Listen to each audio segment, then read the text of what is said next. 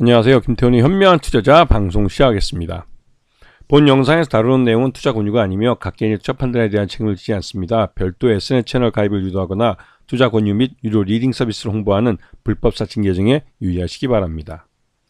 자, 오늘은 삼성전자에 대해 좀 말씀을 드리겠는데요. 지난주에 이제 1월 31일 날 삼성전자의 실적이 발표됐습니다. 이게 이제 그 3분기에 비해서 4분기가 전반적으로 좀 매출 외형도 줄고 그다음에 영업이익도 줄어드는 그런 모습을 보이긴 했지만 연간으로 따져보면 확실히 2023년보다는 2024년 실적이 개선되는 모습을 보여주고 있습니다. 전반적으로 삼성전자 각 부문별로 실적이 전체적으로는 회복되는 모습을 보이고 있는데요. 하지만 이제 국내 경기 침체로 이제 가전사업부나 이런 쪽이 좀 약한 모습을 보이고 있어서 그 전체적으로는 실적 둔화가 나타날 수 있겠다라는 생각이 들기도 하고 올해 1분기는 그렇게 좋을 것 같지는 않다는 그런 생각이 들기는 합니다. 지금 보시게 되면 전체적으로 매출 외형이나 이게 재작년 연간으로 비교했을 때는 뭐 258조를 했던 매출액이 300조를 달성을 해서 그렇게 나쁘지는 않다라는 생각이 들긴 합니다. 영업이익도 78조에서 그러니까 그 영업이익도 6조 6천억에서 32조 원이나 영업이익도 급증을 했죠. 당기순이익도 뭐 15조에서 34조로 거의 더블이 났습니다.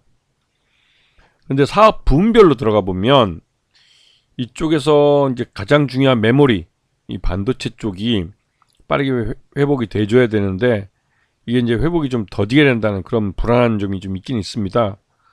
그 전반적으로 이 메모리 쪽이 그래도 삼성전자의 가장 알짜배기, 즉 수익이 많이 남는 그런 독인데도 수익성보다는 덩치, 외형에 집중해서 성장을 하는데 뭐 성장은 했지만 수익성은 별로 좋지 않다는 말들이 나와서 이게 좀 우려하는 모습이 있긴 있었습니다. 그리고 전반적으로 뭐 가전이나 이런 쪽은 뭐 크게 뭐 걱정할 정도는 아닌 것 같고 어차피 이제 경기 침체라는 건 우리나라뿐만 아니라 다른 나라도 마찬가지니까요. 하지만 그리고 가전이 이 전체 삼성전자 매출액에 차지하는 비중이 그렇게 크지는 않습니다. 그렇기 때문에 크게 뭐 우려할 부분은 아닌 것 같고요. 문제는 이제 메모리, 이 반도체 쪽이죠. 그다음에 뭐 그 디스플레이, 삼성 디스플레이 쪽도 그렇고 하만 쪽은 나름대로 꾸준히 그 성장하고 있는 모습을 보여주고 있어서 그렇게 뭐 크게 걱정할 건 없겠다는 생각이 좀 들긴 합니다. 근데 문제는 이제 수익성이죠. 영업 수익성 면에서 이게 이제 그 물론 이 반도체 부분이 적자 14조 원에서 15조 원 흑자로 돌아섰기 때문에 이 부분이 뭐 예전보다는 훨씬 더 개선되는 모습을 보여주고는 있습니다. 근데 전반적으로 이 삼성전자 이 반도체 분야의 삼성전자에 기대하는 것보다는 좀 못한 여전히 좀 부족한 부분이 있어서 그런 부분이 전체적으로는 좀 실망감을 주고 있는 모습이죠. 그래도 삼성전자가 예전보다는 많이 좋아졌다는 평가를 받고 있고 지난 연말에 이 삼성전자가 HBM 그 엔비디아 향으로 HBM3 그 8단짜리 양산 승인을 받았다는 소문이 시장에 돌고 있어서 확실히 그 분야에 대한 즉 HBM에 대한 투자가 늘어난 것으로 보입니다. 지금 메모리 분야 보면 HBM과 고용량 DDR5 이쪽이 이제 가장 비싼 D램인데요. 이런 쪽이 그래도 나름대로 이제 4분기 때 매출을 뭐 최대 4분기 역대 최대 4분기 매출을 달성해 줬다고. 이제 이거는 고사양 고가의 반도체 쪽을 띄워놓고 말하면 그런 거고 전체적으로 D램 시장 전반에 걸쳐서는 가격이 하락하고 있습니다. 그래서 그게 이제 직접적으로 삼성전자에게는 이 D램 반도체의 일이기 때문에 타격이 크다는 것이죠.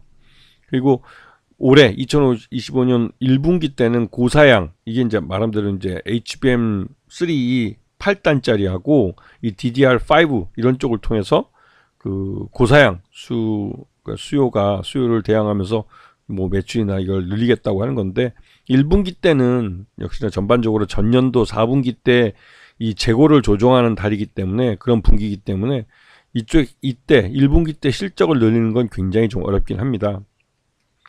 그리고 이제 이 파운드리 쪽은 삼성전자가 지난 10여 년 동안 그 투자를 굉장히 많이 했던 분야인데 투자한 것 대비해서는 그 실적이 아웃풋이 별로 좋지 않아서 그리고 특히 이제 미국에다가 새로 짓고 있는 그 공장이, 반도체 공장이 이 파운드리 공장인데, 이 부분에 대해서 미국 정부가 그 조 바이든 정부 때는 그 칩스법에 따라서 보조금을 뭐 34억 달러인가 그 정도 준다고 했었는데, 이 부분이 트럼프 2기 정부 들어와서 이게 전면 제조 조정이 되고 있습니다. 그래서 지금 미국에 새로 짓기로 한 그 파운드리 공장의 사이즈나 투자비가 조정될 수 있는 가능성이 커 보이기 때문에 불확실성이 좀 있죠, 파운드리 쪽은. 그리고 삼성 디스플레이 쪽도, 이쪽은 확실히 2023년보다는 2024년이 성장성이 좀 떨어지긴 모습입니다. 이게 전반적으로 좀 불안해 보이는 것도 있고, 왜냐면 경기 침체 때문에 디스플레이에 대한 수요가 특히 대형 TV 중심으로 좀 줄어든 측면이 있습니다.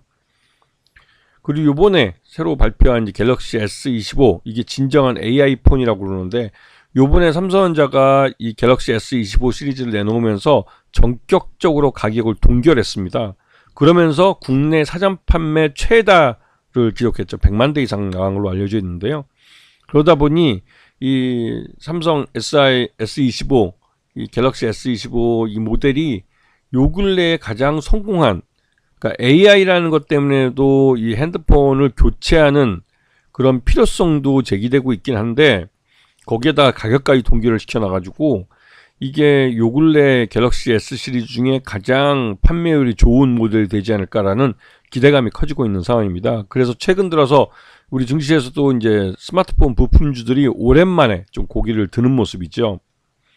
그리고 이번 CES 2025에서 이 삼성전자 사장단이 이제 삼성 전시관의 홈 AI라고 해서 우리 가전들의 중심에 인공지능 AI 기술을 접목시켜서 좀 더 생활 편의적인 그런 부분을 강조하는 그런 모델들을 갖고 나왔습니다.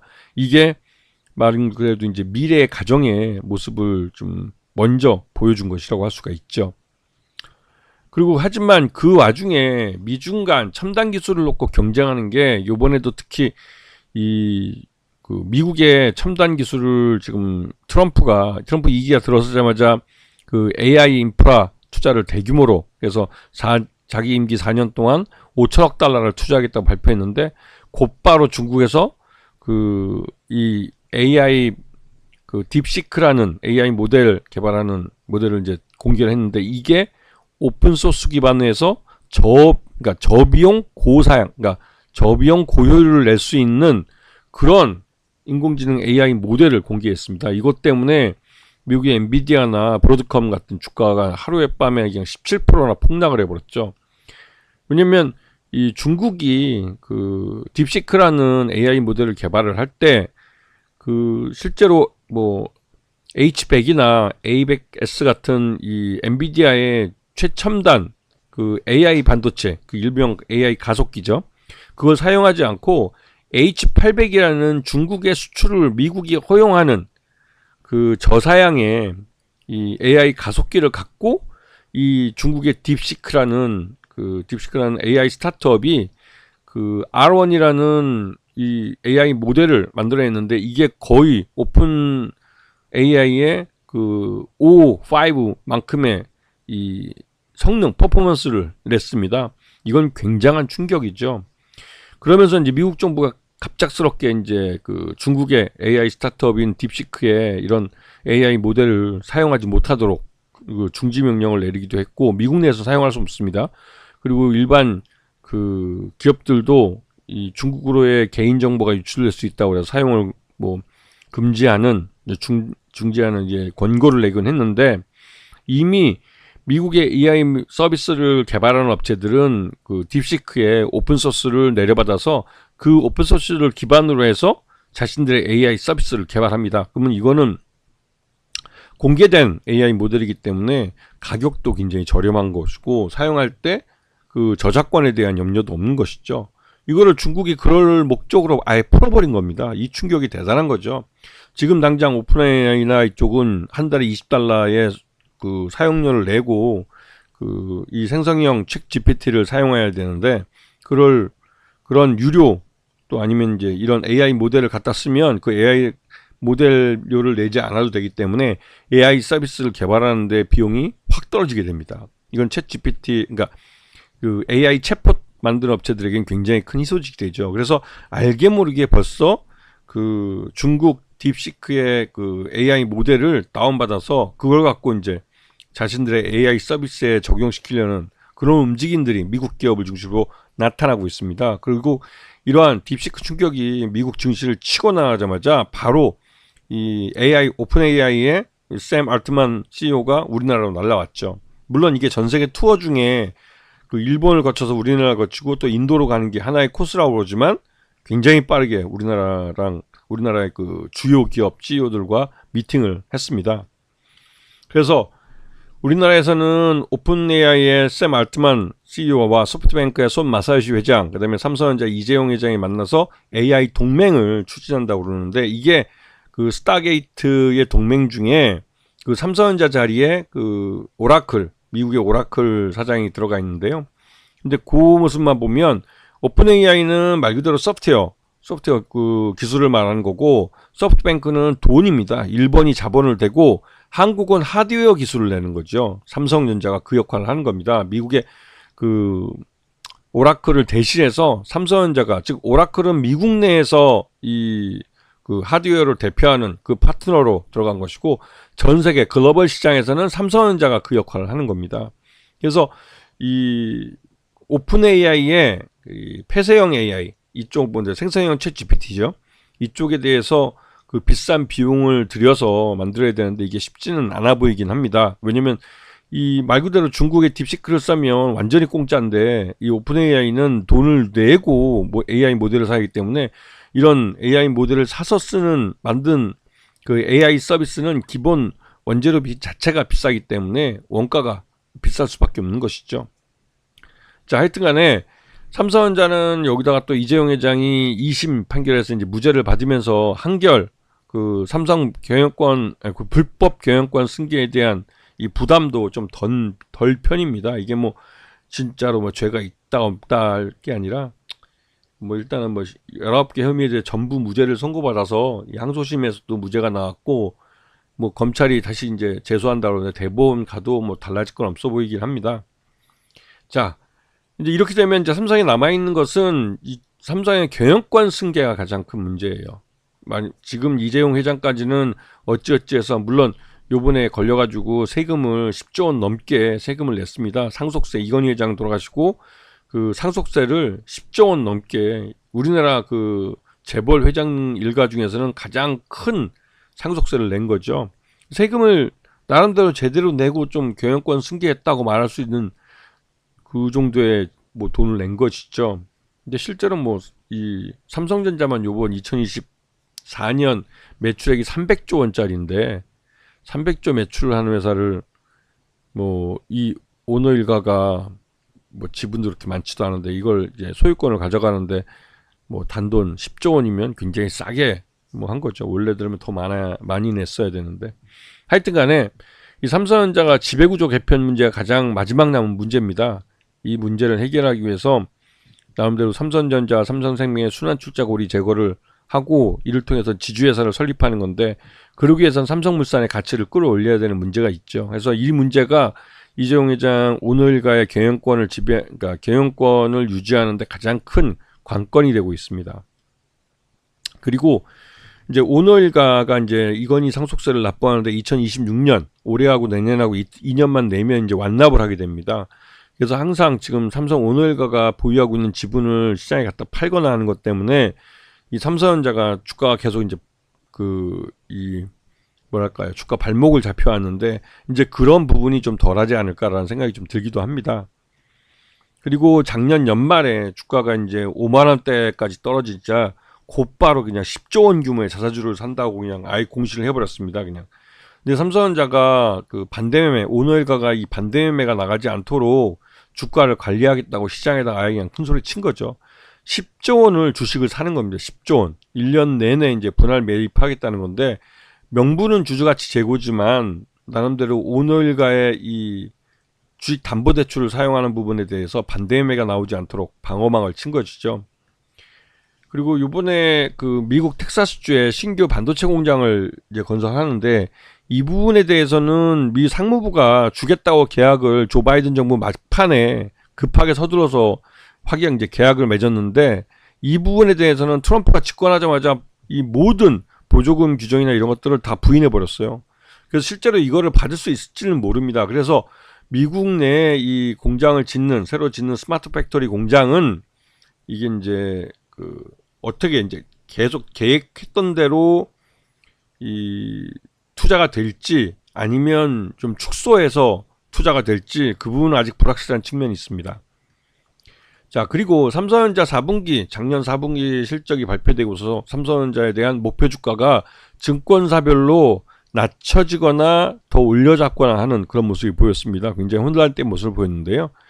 지금 하나증권 같은 경우 84,000원으로 가장 높게 부르고 있고 IM증권 같은 경우 68,000원으로 가장 낮게 보고 있습니다. 전반적으로 한 7만원대 주가가 주류를 이루고 있는데요. 지금 상황 봐서는 삼성전자 주가가 추가적으로 더 오를 가능성이 크죠. 특히 기관 투자가들이 확실히 매수 쪽으로 돌아섰고 외국인 투자가들도 순매도만 하다가 최근 들어서는 순매수도 보여주는 모습을 보이기 때문에 이 삼성전자 주가가 마지막 그 바닥을 찍고 올라간다고 볼 수도 있을 것 같습니다. 일단 삼성전자는 10조 규모의 자사 취득이 삼성전자의 바텀업을 막아주고 있고 또 2024년 실적 기준으로는 87,000원 정도가 적정 주가로 판단되기 때문에 그러한 주가를 반영하는 흐름이 나타날 수 있고 특히나 삼성전자가 AI 동맹에 가입을 해서 AI 분야가 삼성전자의 주가를 견인하는 즉 실적을 견인하는 그 견인차 역할을 해주기 때문에 AI 경제, 이 AI에 대한 투자가 삼성전자에게는 뭔가 좀 날개를 다시 달아주는 그런 역할을 할 가능성이 큽니다. 그렇기 때문에 삼성전자 주가는 다시 8만원대, 87,000원까지 주가가 회복되는 모습을 보일 가능성이 크고 이 부분은 실적이 분기마다 나타나주면서 그 실적에 대한 주가 반영이 나타날 가능성이 큰데요. 그렇기 때문에 이번 1분기 실적이 그렇게 나쁘진 않겠지만 그렇다고 이제 작년 4분기 때에 밀어내기 수출했던 거를 요번에 이제 재고를 조정하는 측면이 있기 때문에 그런 부분 때문에 삼성전자가 1분기까지는 실적이 그렇게 좋아 보이진 않습니다. 하지만 워낙 삼성전자 주가가 많이 하락해 놓은 상태이기 때문에 삼성전자가 다시 한번 이제 작년 실적을 주가에 반영하는 상승세가 나타날 가능성이 크기 때문에 그것도 이제 AI라는 턴 어라운드 할 만한 모멘텀이 발생을 한 겁니다. 앞에서 보겠지만 샘 알트만 오픈 AI CEO하고 일본의 소프트뱅크 손 마사요시 회장하고 와가지고 나름대로 이제 AI 동맹에 대한 논의도 했고 그에 대해서 뭔가 모종의 내부적인 합의가 있었던 걸로 보이기 때문에 삼성전자가 이들과의 AI 동맹, 즉 미국의 이제 스타게이트 그쪽 사업에 어떤 식으로든 참여할 수가 있어서 그런 부분에 대해 삼성전자 실적이 좋아질 가능성이 큰 것이죠. 그래서 지금은 삼성전자에 대해서 보다 긍정적인 시각으로 다가가야 될 그런 때라고 생각이 듭니다. 아시겠죠? 자, 오늘 방송 여기서 마치겠습니다. 감사합니다.